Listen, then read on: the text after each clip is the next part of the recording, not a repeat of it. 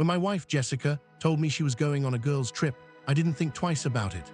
She and her friends had taken annual trips for years, and I had no reason to suspect anything was wrong, or so I thought. She left on a Thursday, bags packed with excitement, kissing me goodbye as if she were just another devoted wife heading out for some much-needed relaxation. I wished her well, told her to have fun, and reminded her to call me when she landed.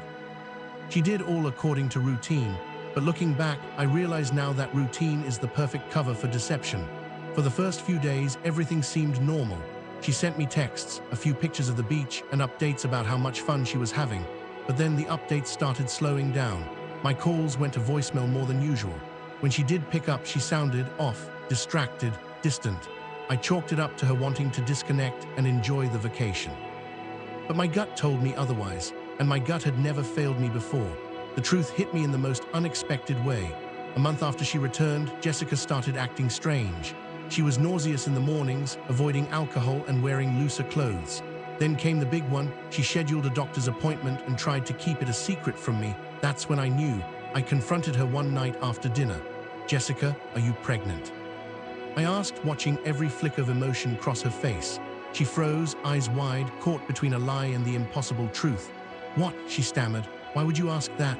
"Because I know you are, and I know it's not mine." The silence that followed was deafening. She didn't deny it, and that was all the confirmation I needed. My world shattered, but I refused to let anger consume me. Instead, I focused on what needed to be done. Revenge wouldn't come in the form of screaming or begging. No, I had something far better in mind. Jessica had destroyed our marriage.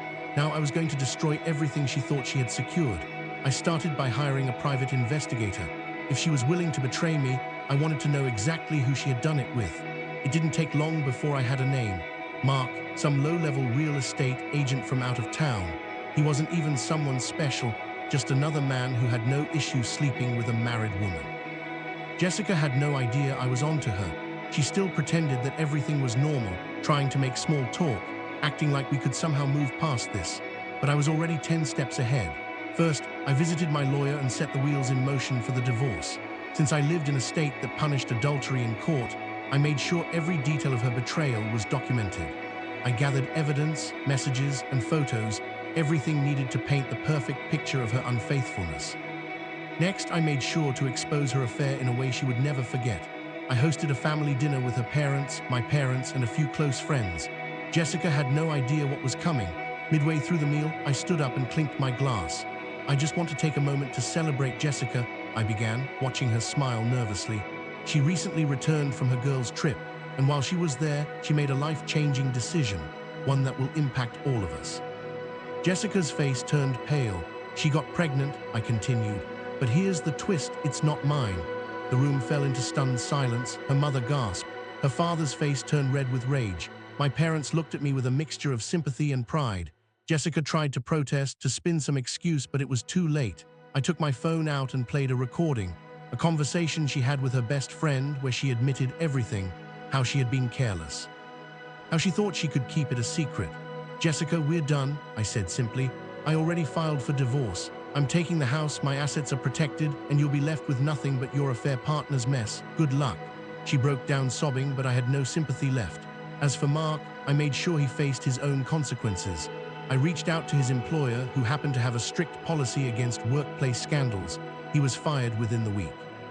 Jessica lost everything, her marriage, her reputation, her financial security.